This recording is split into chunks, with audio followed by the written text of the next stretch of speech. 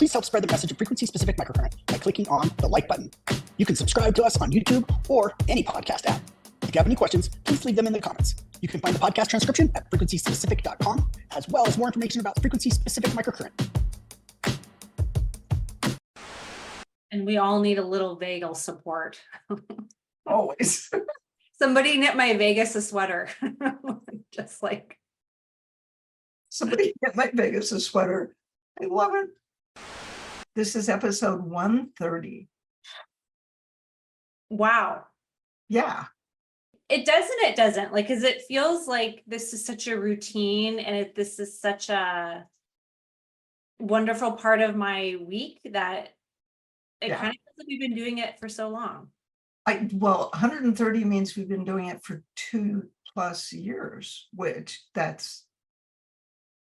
doesn't compute because it's time goes by so fast. I mean, you probably, you think about how long you've been practicing and then practicing with FSM, I mean, that goes by in the blink of an eye. Every day.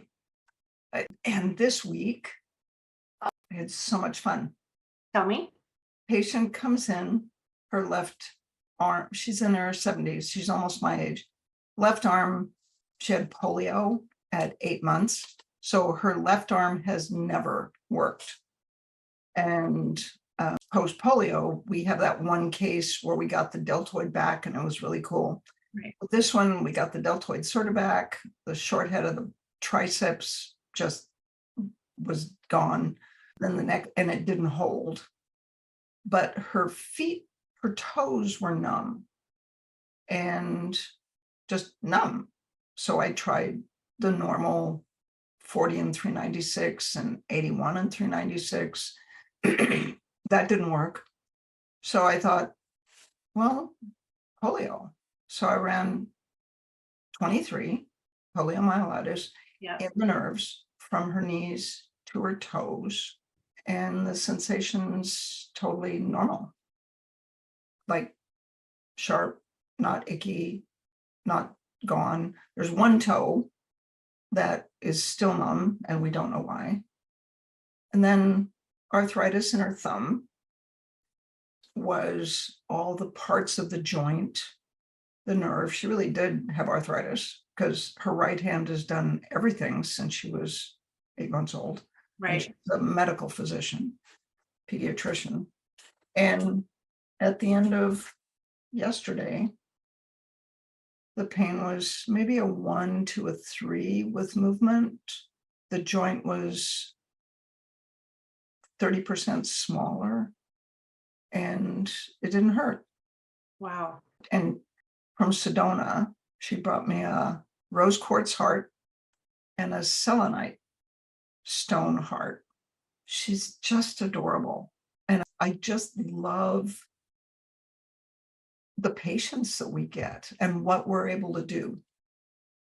That is for sure. You know, I was with a patient, we've ramped up her appointment frequency temporarily because they have a lot of things going on. And it's great when a patient knows that when there's external stresses, let's say, happening, the results of the treatment may not last as long. And it's nice when they come to that conclusion before you have to tell them. Yes. You know what I mean? Because sometimes, especially if you've been working with somebody for a long time and they're used to the results lasting, and then they can get frustrated and say, I don't know why it's not working. I'm like, well, I'm pretty confident in what I'm doing here in the clinic. What else could be happening the other 23 hours of the day that you're not with me? And sometimes you have to lead the patient down that conclusion, but it's nice when they say, no, there's so much going on. I'm not sleeping, I'm not eating, and I'm fighting with this person, and work is like this, and my kids are like that, and the dog is like this. I think I should just come in twice a week. I'm like, I think that's probably going to help temporarily. And then you start weaning them off and say, okay, well, let's try just going once a week. And they look at you with those big eyes. I'm like, I'm here if you need me. I am a text message away if things start to fall apart. And I love that people bring that confidence and they bring that enthusiasm to my day. But then it's learning that, okay, well, let's try let's try to space it out a little bit. And from your mileage that they can handle it and that they're ready to take the training wheels off.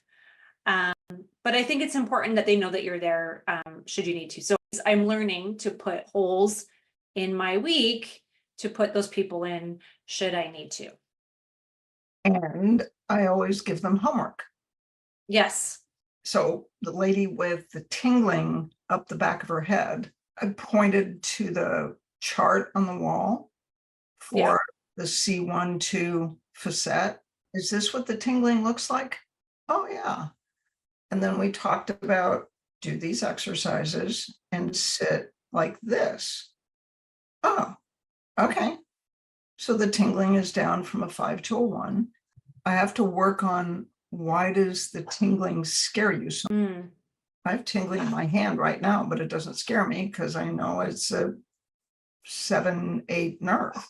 Right. And I've got a good reason to have tingling. So it's like, yeah, it's tingling. Right. So how do you give them homework? Patient has IBS. You treat the IBS, you turn the vagus on. They don't want to or can't afford a custom care.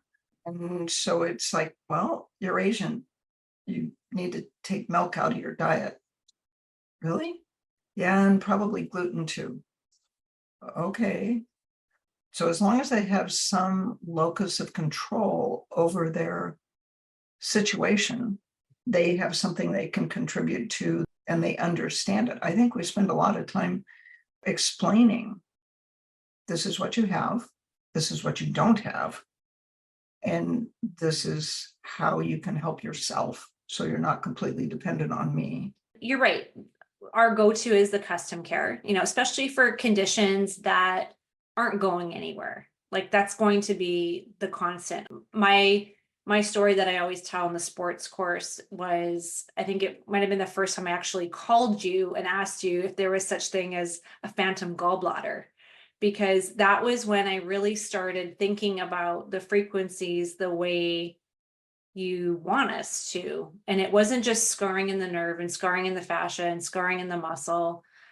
This was 7 years of scarring due to a reaction after a gallbladder surgery. And I know there's some surgeons that say the body won't do anything with the surgical clips and metal allergy, but that was my hypothesis because that was the story. The pain started a year after her gallbladder was taken out.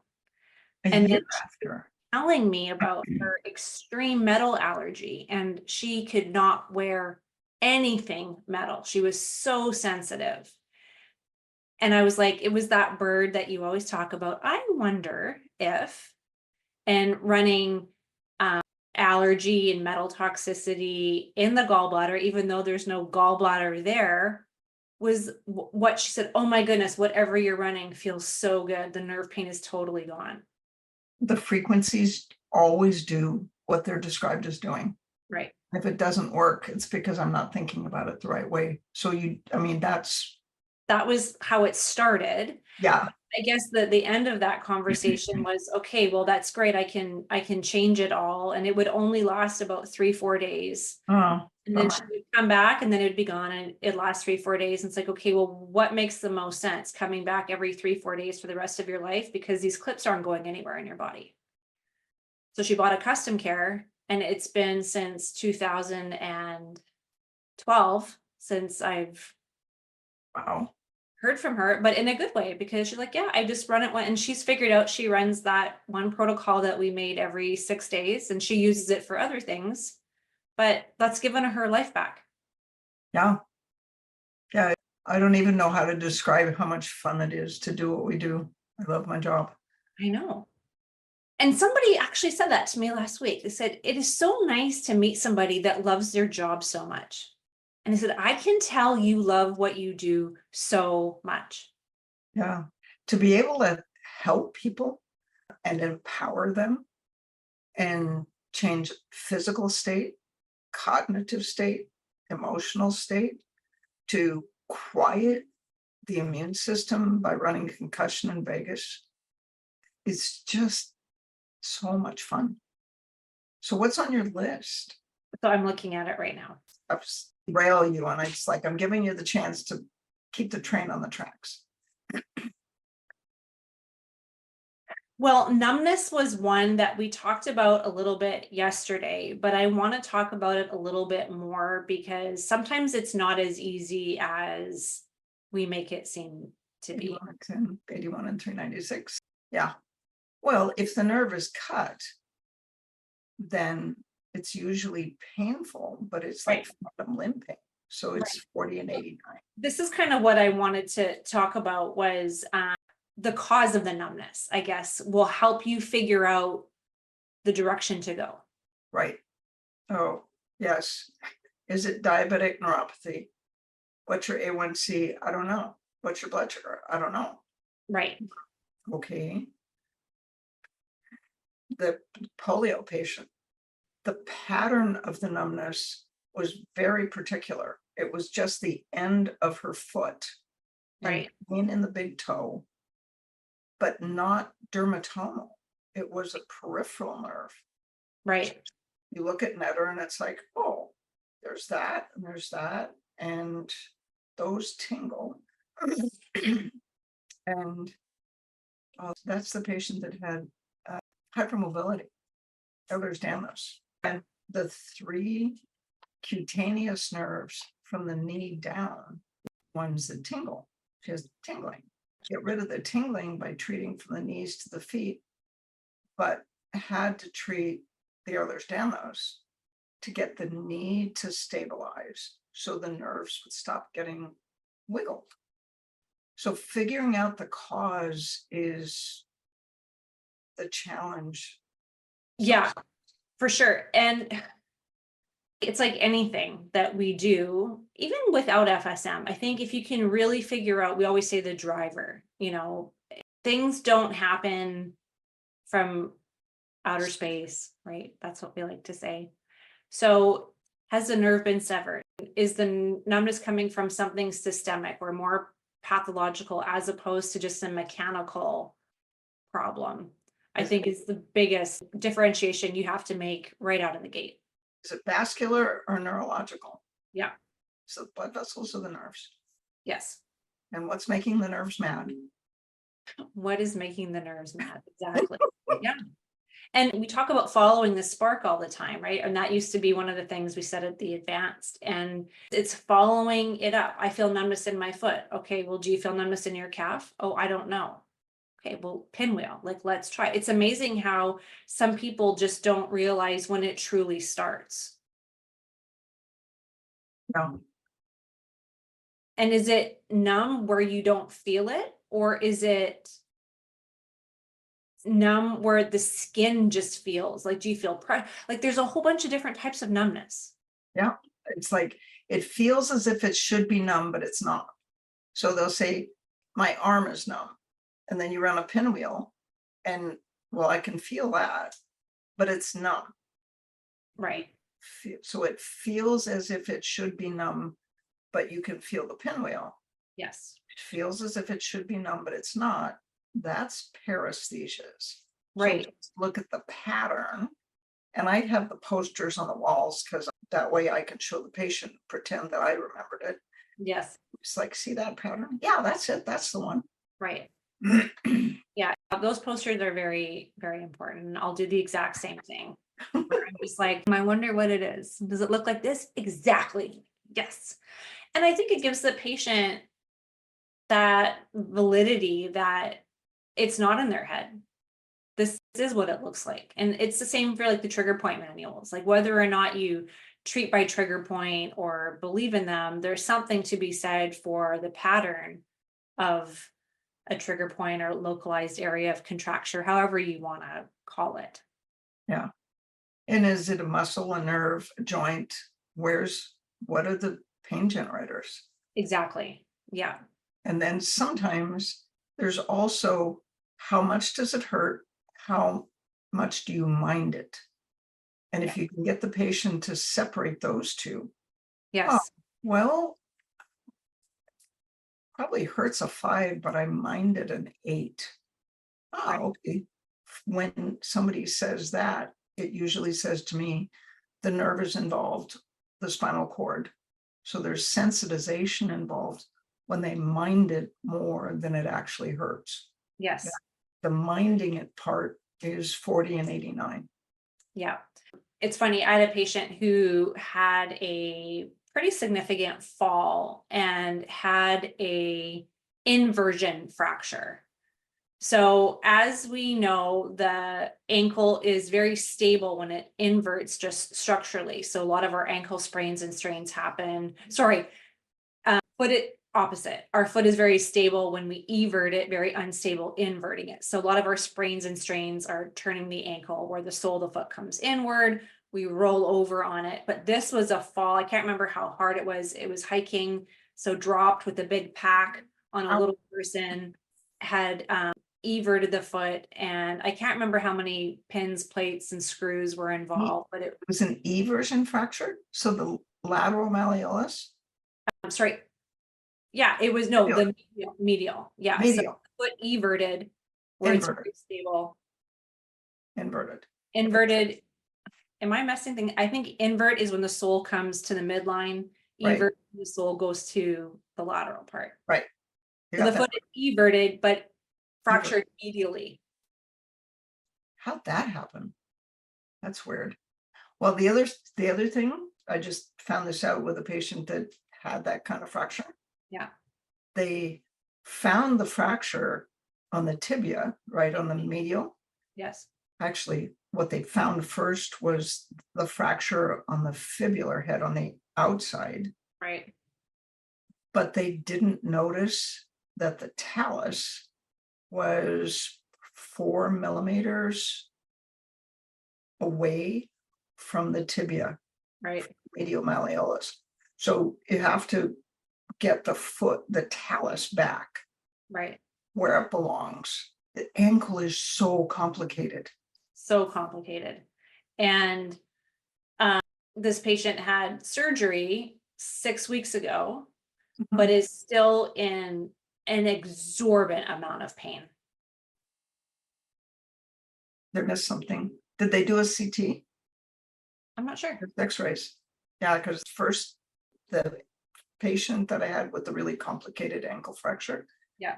They did the first surgery based on an X-ray, and he missed 3 fractures. She went in for a 2-week checkup, and this is a different orthopedist, took an X-ray, and I'm sitting in the room with this patient, and he looked at the X-ray and went, come back next week. Then they did a CT. There's a fracture in the medial malleolus. There's a fracture in the back of the tibia, the top of the talus. And the original surgery missed 2 of the fractures in the fibula. And they had to put a screw in because the interosseous membrane was torn. And then at 8 weeks, it was still way too painful. So I ordered another CT, and she has avascular necrosis at the back of the tibia where the talus hit it. So imaging is your friend. Yes. But orthopedists are sometimes reluctant to order imaging because then they find things that they missed. And at 6 weeks, something's wrong. Well, I was going to go towards the whole, this is where the patient really minds it, because part of it is just well, I'm hoping this is all it is. I'm hoping that it is the minding it, that all of a sudden somebody who has been a high level athlete is now immobilized with a walker, non-weight bearing, and is losing their mind. So there's part of it, because when we had her in the clinic, running all the nerve protocols help a little bit, but the biggest one was 4089. Wow, that feels good. Yes. Well, and if you have a high level athlete and somebody that has to run and walk and hike all the time, you know for sure that they have SNPs in the COMT, and they have to exercise or sweat or they lose their mind. Epinephrine and norepinephrine go up in the brain and they can't take it apart. So you, besides running 40 and 89 and concussion in Vegas every day, fracture repair, you need a custom care and a converter, or just a custom care, and give them GABA to balance the glutamate and epinephrine and norepinephrine that is making them crazy. Right.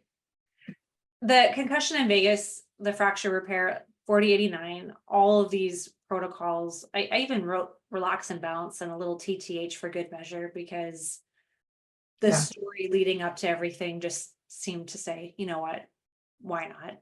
Yeah.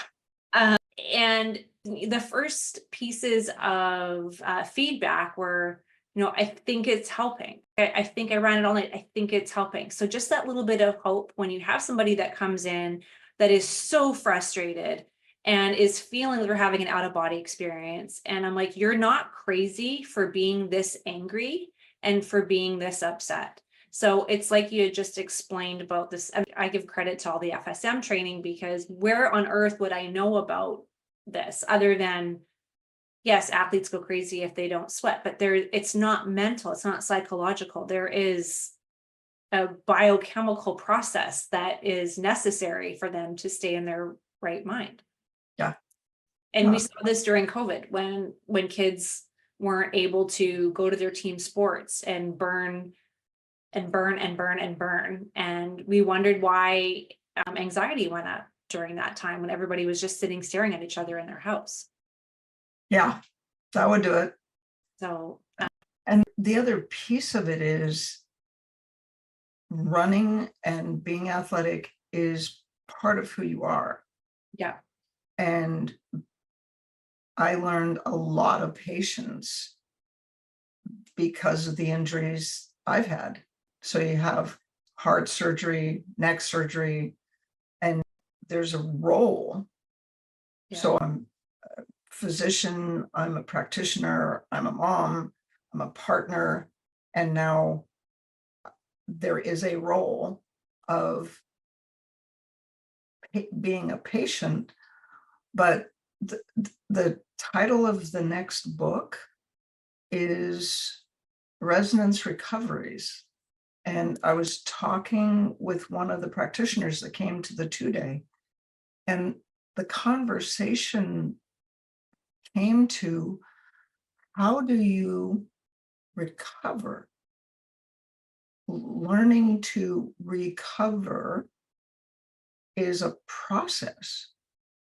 First, it's kind of like the process of grieving. First, you're just angry because I did what? Or he did what?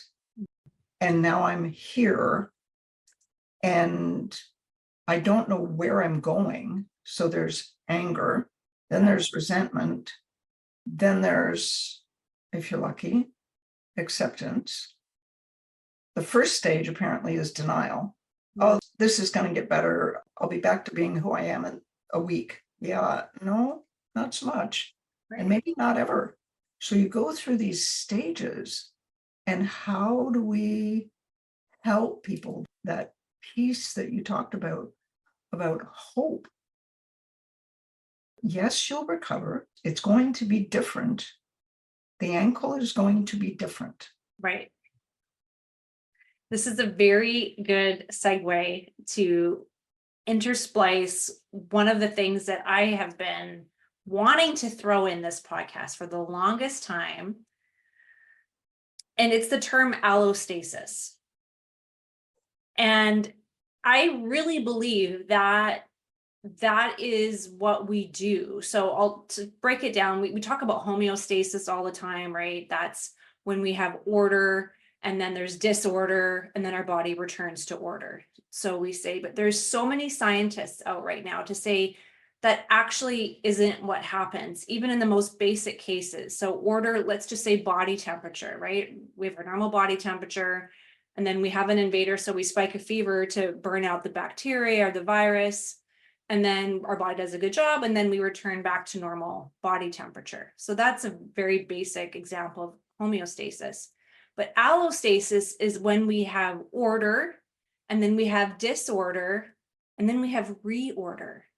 And this is the body's quote unquote new normal. And people don't really know what component is in play when it comes to allostasis. But when we talk about FSM can help facilitate, permanent change, or the results are permanent, I believe this is very simplistically defined as an allostatic change. We have disorder, which is the injury, broken ankle, broken femur, dislocated shoulder.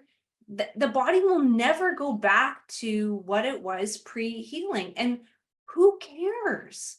We have this reorder, we have this new joint, this new muscle, and that happens even without injury. We are always having cellular turnover. I just love that phrase. Yeah, and I like the phrase that you used, new normal. So her ankle is never going to be the same, not with 3 fractures and avascular necrosis and 2 botched surgeries. But if you use FSM and you tape it, you can get it to a new normal that is tolerable, functional, and acceptable. Totally. Getting the patient to accept the new normal and feel in control. Yeah. I'm going to use the word safe. Safe. That's, yes, exactly, safe. Because that seems to be where I'm thriving as a practitioner right now, is convincing all the parts of the athlete or the patient that the rehab phase, the return to play phase, wherever I'm seeing them, is safe. Yeah. And once there's that buy-in that it's safe to move, and I think that's why I just kind of fell in love with the safe to move frequencies that we have. Like, there's so many facets of what we do that's exciting. And that's the fun part about going to the advanced, is when you see the practitioners in functional medicine and dentistry, in PT and chiropractic, and all the different areas, and using it in their own niche that really excites them. And movement has always been something that has been a deep passion of mine. And when you see somebody who is all of a sudden confident in trying the movement and trying the exercise and trying the patterning, it changes everything. And sometimes it's more challenging than others, right? Like, however, the more chronic injury, and I meant to pull up the stat, I'll have it for next week. There is a certain amount of repetitions needed to build a new skill versus a certain amount of repetitions to relearn a skill or to basically undo faulty mechanics. And I want to say it was like a 4-to-1 ratio. Interesting. Yeah, it was. And this exercise scientist that was talking about it was just saying, I'd much rather train an athlete to do something he's never done than to try to take apart old habits and teach him to move the way his body was actually designed to move. And I thought about the programming that's involved after an injury. And motor, cerebellum, spinal cord, nerve. Yes. And then repeat, right? The other thing I like about FSM is that word safe. So this patient that came in this week had seen a practitioner that uses a different kind of electrical stim. Okay. And he ran it from her neck down her arm, and it was milliamperage. So there was tingling and buzzing, and it hurt like crazy, and her arm hurt. So she was nervous about having FSM. And so I put a towel around her neck and a towel in her hand, and we had something running neck to feet. And she said, "Is it on?" I said, "Yeah, it's the same kind of current your body makes on its own, so you can feel it." you're safe. Oh, and then she said, oh, and I have COPD, and I had pneumonia. And so when she took a deep breath, she coughed. So I ran the one that went from neck to her abdomen on a precision care. I just ran in the lung, pneumonia frequency at 56, in the bronchi and the lung. And then she took a deep breath and she breathed in her belly. She wouldn't move her chest. And so I said, now let's try this. I ran fibrosis in the bronchi because her lungs are fine. She's got a little bit of COPD, but it's not bad. It's her bronchi. She hasn't taken a deep breath since she was 12. So we ran fibrosis in the bronchi, had her breathe, and then scarring in the bronchi.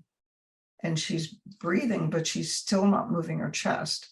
So I put my hand on her tummy and I said, now breathe from here, lift your chest. And as we ran scarring in the bronchi, her ribs began to move and she was no longer coughing or gurgling, and it didn't hurt. And it was fairly quick. And it just involved a change in habit and getting rid of some scar tissue that was in the way and changing cell signaling in the lung and the bronchi from the original pneumonia. If you think about using that key fob to unlock the door, it was so much fun. Yes. The breathing, these are techniques that I use with a lot of patients, especially when you're doing diaphragm work, even vagus work. So many of us have had, whether it's asthma as a kid, scarring somewhere, and when you start to get into the viscera and the rib cage, putting your hands on someone's ribs, say, breathe up into my hand, or even on their sides, breathe into my hand. So when we're doing, pump handle, bucket handle movements with the ribs, they physically need your hands on them because they don't know how to fill the spaces up. And that's a really fun part, is just something so simple as breathing. When you were working on me in Kona, I had no idea how restricted my rib cage was, because who knows that stuff? Because it was your normal. It was my normal. And I've had a ton of people work on me, and I don't know, nobody cares. Nobody thinks about everything is connected to everything. And I don't know. I think that the challenge that other practitioners have is they don't have a tool that lets them do it. Right. And what did we do? 15 minutes with you? Yeah. And it's funny because when I went running the next day, I was like, oh, I'm just going to see how I feel. And I ended up running 10 miles like it was nothing.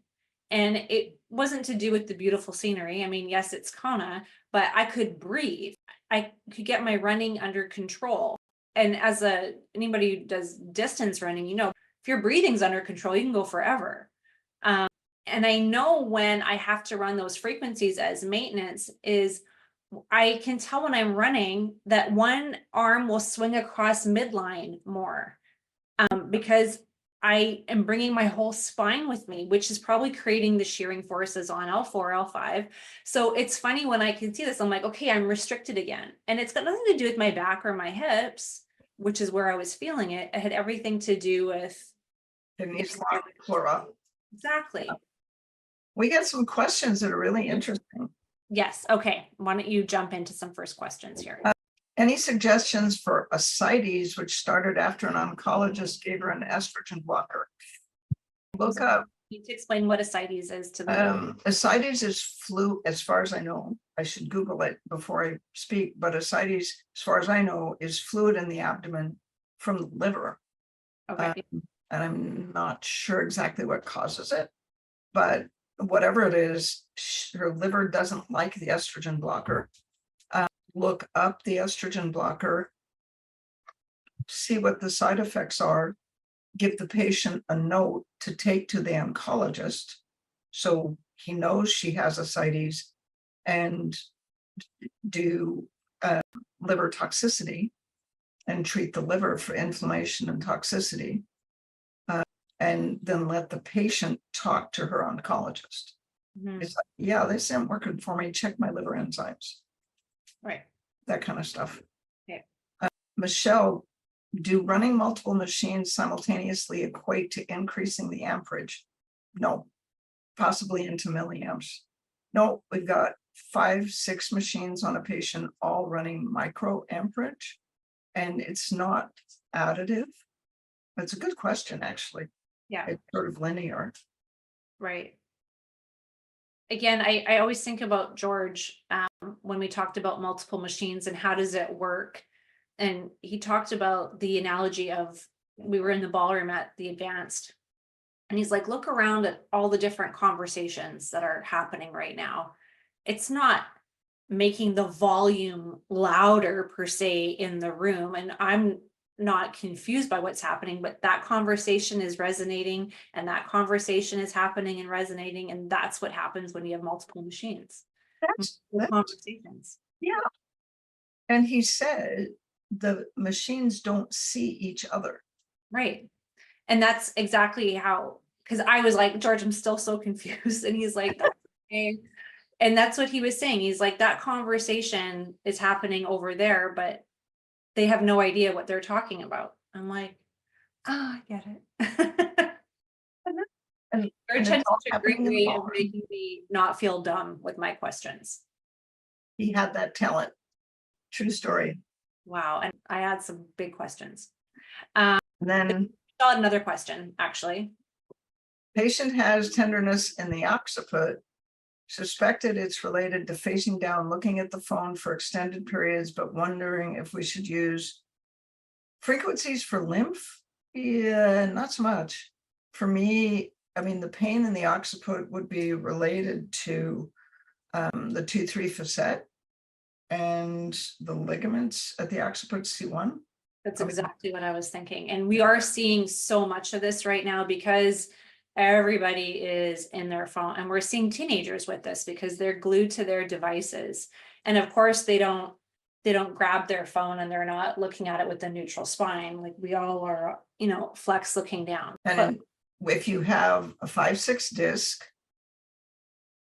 you will always have a C1, 2, and C2, 3 facet. Because once the disc is bulged, your brain makes your head tilt back. Right. You keep your neck in extension to protect the disc, but that jams the facets. And if you refer at the sclerotome chart, the referred pain area for the 2-3 facet is right at the top of the neck at the base of the occiput. The C1-2 facet is the back of the head and maybe out on the sides. Yeah. So neoplasia invading. Sylvie. Thanks, Sylvie. Is caused. Oh, that would be bad. Thank you, Sylvie. Ascites is caused by neoplasia, so the cancer invading the peritoneum and heart insufficiency, so the heart and the lymph can't pump the fluid out. I think that's what you mean. So she needs to see the oncologist. We go back to that. It's like, I have ascites. What's that about?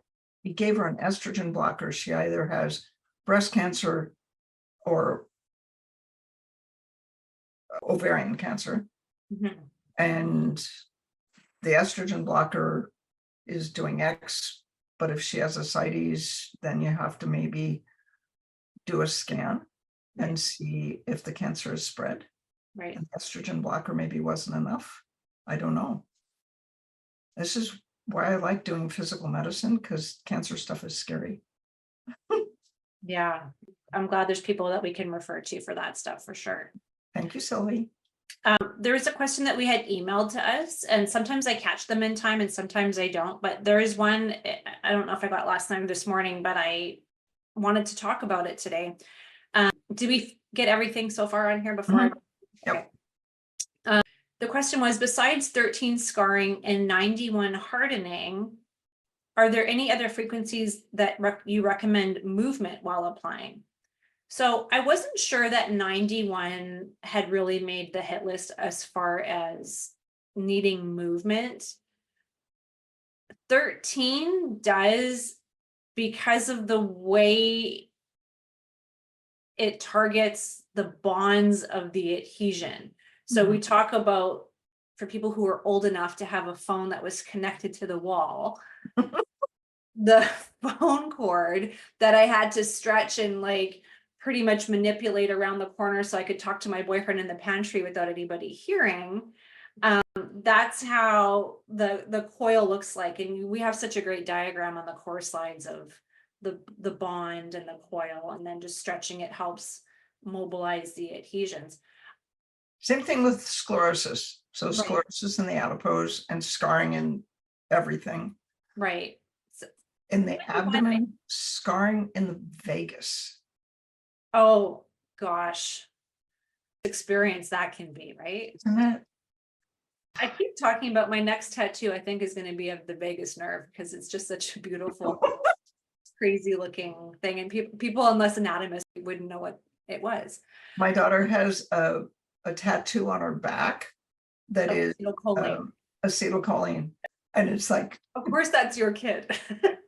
it's like, that was like the first or second tattoo she got. It's adorable. That's awesome. But I want to talk about movement for a minute, because most of my treatment involves some sort of movement all the time. And it's not necessarily 13 or 91 derived, but even before FSM came along, a lot of us who do manual therapy will put a limb on a passive stretch or keep putting the passive stretch as we're taking up the slack. So if I'm working on, say, a really tight biceps, for instance, some students for optics, and then as I'm getting the hypertonicity or removing the adhesions in the biceps, I am expecting a little bit more elbow extension because the tension is decreasing. So always moving something through space as tension allows, I think, is always a good thing. And biomechanically, we're affecting muscle spindles and joint kinesthetic receptors and the GTOs that way. So I always recommend some sort of, whether it's an active or passive movement, to take up the slack in the range. Now, active movement, contraction, I mean, we do this in the sports advance when you're actually doing a PNF stretch with FSM, that can be really beneficial. Contract, relax, even just an isometric or an isotonic contraction can be really beneficial when you're getting somebody to fire a muscle that has not been online forever. Doing it isometrically or isotonically is safe. Totally. They're You're not moving moving through any barriers. You're not pushing somebody through a range that they're not ready for, or recruiting too much that they're worried about tearing anything. So we talk about this all the time. Safety is always public enemy number one. Nothing will ever happen if that patient doesn't feel safe. They won't let you in, and they won't contract either or activate. And besides 13, if you're using the biceps, so the other thing that helps with that sense of safety is you want to take scarring out of the nerve, scarring out of the fascia. But if you look at the tendon, if you want movement, sometimes what you have to run is torn and broken. Yes. Because the brain is not going to let the muscle lengthen or sometimes even shorten if the tendon has a partial tear. Right. Or the tendon sheath. So we talk about the bursa in the shoulder, 13 in the knee, 18 in the hip and pelvis. But it's also the tendon sheath. Right. So you look in the ankle, on the medial ankle, you've got 3 tendon sheaths and nerves going under the medial malleolus into the sole of the foot. Right. So when you're trying to stabilize an ankle, sometimes you run scarring to separate the nerve from the tendon sheath. Sometimes you just have to run torn and broken in the tendon, and then the muscles will relax and you can position the ankle in neutral. Yeah. And I even think running that first is relevant, even when there may not be any kind of tear, because the tear happened first before the scar happened sometimes. That's a good idea.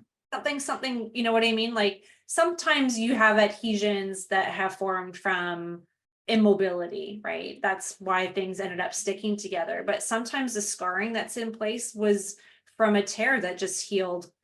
What's your favorite word? Cattywampus? Right? The fibers were just like. Well, the thing to remember is that every drop of blood has fibrosites in it. Right. So anything that caused bleeding or bruising ever, and blood travels. Right.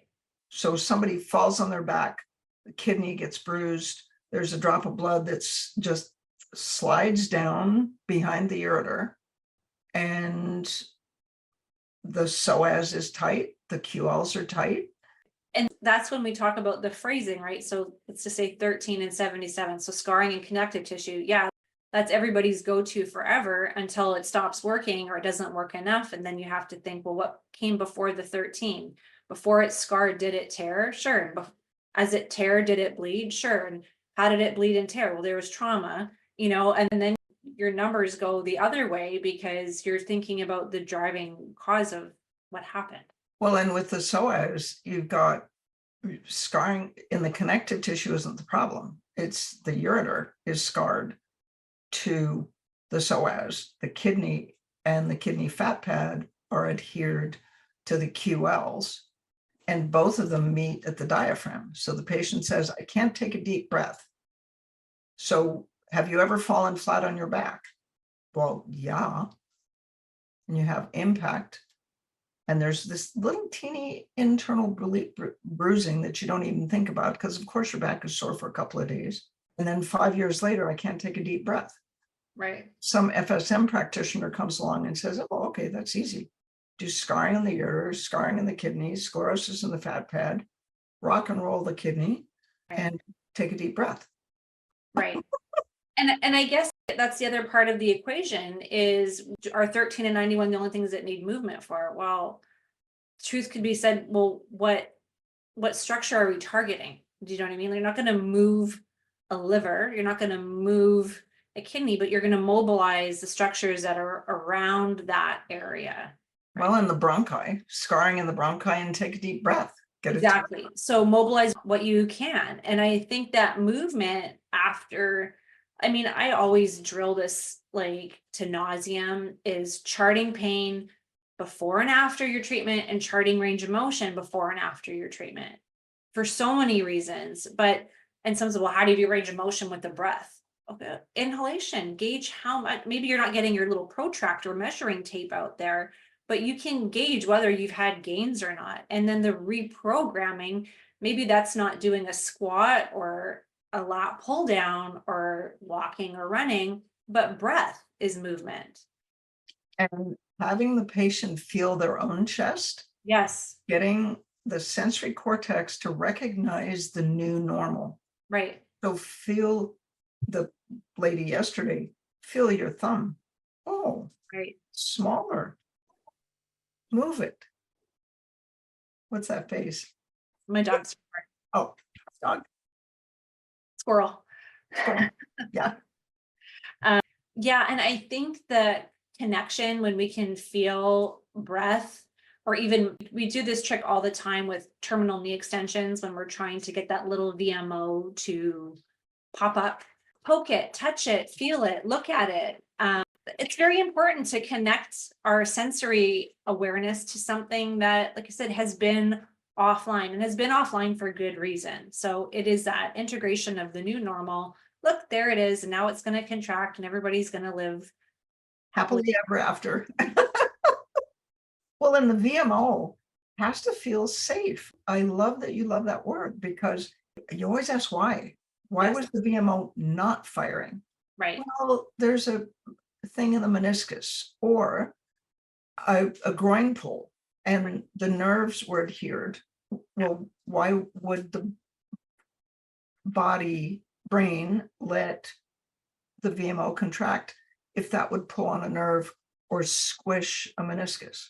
Right. So you have to treat the cause. You can't just force the VMO to contract because the brain's always going to win. Right. And sometimes having that mindset can really help us when you're troubleshooting, like, why can't you lift your hip? That was me. I can't lift my hip. And you were like, well, what is getting in the way?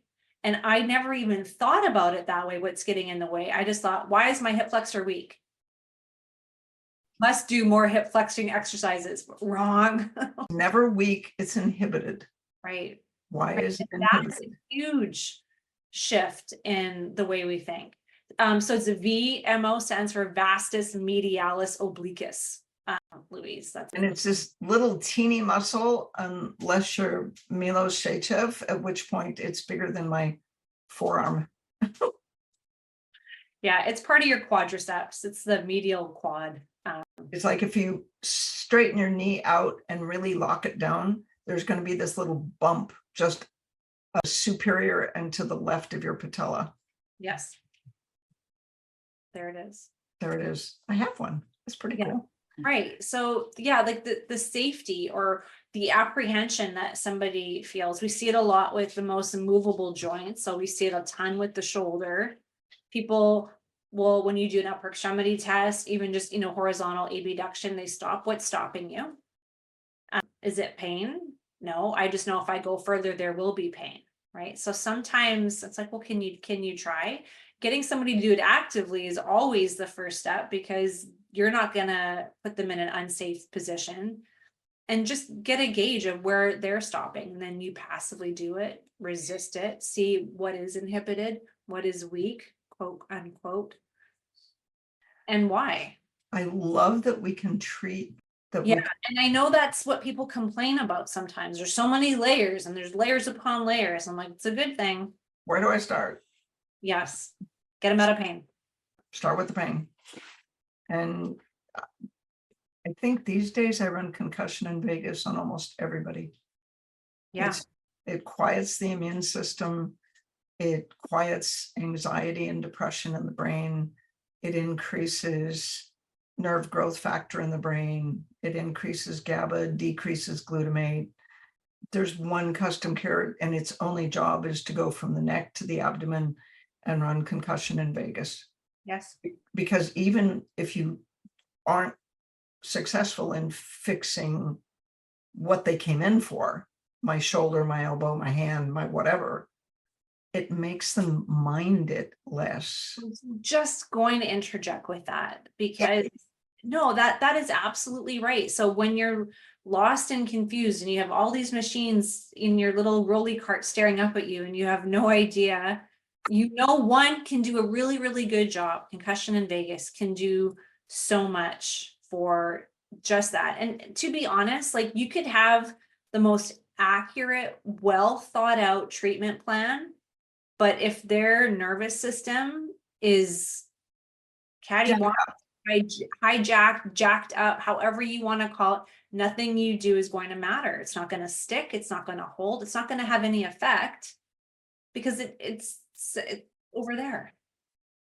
And for us, the 37 people that are listening now, and everybody that's going to see this on YouTube, the fact that we have a tool that lets us do this, and it treats all the layers, and then you can add TTH, and the tendency to have bad stuff happen also has the emotional frequencies in it. Yes. You treat the energetic level, you treat the nervous system. It's just layers. Yes. And like, options are a good thing, and you have to see it like that as well, as it's a good thing, not meant to be overwhelming. Michelle just said, when I first started running concussion in Vegas on myself, I could feel a twitch around my sternum at about 2 minutes. It doesn't happen anymore. I'm guessing it's because I needed it more in the beginning. Yep. And the first 2 minutes are 94 and 200, 970 and 200. And that 94 comes in around 2 or 3 minutes into it. Well, they're 2 minutes apiece, basically. So the first 2 minutes, it's trauma in the solar plexus, or nervous tension and emotional tension. And Right. the place where you feel it usually is just below your sternum or at your sternum. So that's very validating. Thank you very much. I love being our own guinea. Totally. True story, really quickly before I do something and we have to end for the day. But the very first time I ran this was before the Vegas protocol. So I'm really new into this, treating myself, running concussion on myself. Kids were little, put on a movie, and I was just sitting in my recliner. I'm like, I'm going to try this on myself. And I just kind of started relaxing, and I guess I was tipping over to one side. And my oldest came up to me like, "Are you having a stroke?" And I was like, "No, why?" And I had never felt this rush of just Relaxation, endorphins. I am one of those people that don't relax very easily. Like trips to the spa and getting like the cocoon wrap give me an anxiety attack. Like I just want to bust out of there. I just want to be free. And I think that's what the feedback from a lot of the athletes that I treat is just that feeling of safe surrender into that relaxation. And there's no question why they're getting better sleeps at night and better restorative sleep, because they're able to sink into that space. I love it when Harry's right. Yes. Really quickly, some people have been emailing me about ice versus heat, and I'm going where the data and the research is. And I just want to clarify, I'm not saying don't ice ever. I'm just saying we need to be careful how much we're icing, where we're icing. And there is a book out there, and I wanted to just share it. It's called Iced by Gary Reynolds, forwards by Dr. Kelly Starrett and Dr. Gabe Merkin. Now, if anybody knows the name Dave. No, I love the subtitle, The Illusionary Treatment Option. It's like wrong. Well, it's interesting because Dr. Gabe Merkin is the doctor we give credit for the acronym RICE, Rest, Ice, Compression, Elevation. That's from Dr. Merkin. And he's here to say he was wrong. So I love it when people can say, you know what, at that time, this is what we went with, but right now we're changing it. So it's a really informative book, lots of stories, lots of data. You can get it on Amazon. But I just think we should be open to other solutions too. Well, and the reason that ice worked in the first place was that when you cause vasoconstriction, then you take the ice off, the area floods with blood and heats up. So it's, why not just start with warmth? Right. And we have FSM to help us when the inflammation goes crazy. So we want our body to do what it was designed to do. And when there's inflammation, that's our macrophages, our body's natural cleanup crew is going to the area. So whether it's in an acute injury or recovery, we need inflammation to come and repair the damage. So anyways, I like that book. That was my first sort of intro into all this stuff. Well, in these days, ice is good. It's analgesic. So I'm not going to say if something is hot and ugly and whatever, throw a bag of frozen peas on there for a couple minutes. It calms the area down. It's just not going to help heal anything anytime fast. Yeah. And it's just a counter, gives you something else to pay attention to. In the beginning, 20, 30 years ago, I would run 40 on anything swollen or inflamed. 40 is like using a hammer. You just knock it out. I'll use 40 a bit, but especially on myself, I run vagal tone, and I'll use increased secretions in the vagus for 20 minutes and let my vagus decide how much inflammation I need. Right. So I've got this one webinar that I did. It's called Inflammation is Your Friend and Your Enemy. Right. Because it is ultimately what's going to kill you, but it is what keeps you alive. Right. So true. So I just let my vagus decide how much I need where. Absolutely. And have the faith that your body knows what to do.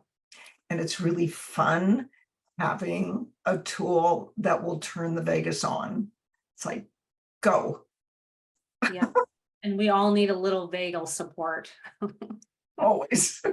Somebody knit my Vegas a sweater. Just like, Somebody get my Vegas a sweater. I love it. That's so cool. awesome. Well, time's up. Well, A little bit of my list, so I can sleep tonight knowing I checked some of the boxes, but keep the questions coming, everybody. These are great, and we'll see everybody next week. see you next week. Bye. The Frequency Specific Microcurrent podcast has been produced by Frequency Specific Seminars for entertainment, educational, and information purposes only. The information and opinion provided in the podcast are not medical advice, do not create any type of doctor-patient relationship, and unless expressly stated, do not reflect the opinions of its affiliates, subsidiaries, or sponsors, or the hosts, or any of the podcast guests or affiliated professional organizations. No person should act or refrain from acting on the basis of the content provided in any podcast without first seeking appropriate medical advice and counseling. No information provided in any podcast should be used as a substitute for personalized medical advice and counseling. FSS expressly disclaims any and all liability relating to any actions taken or not taken based on or any contents of this podcast.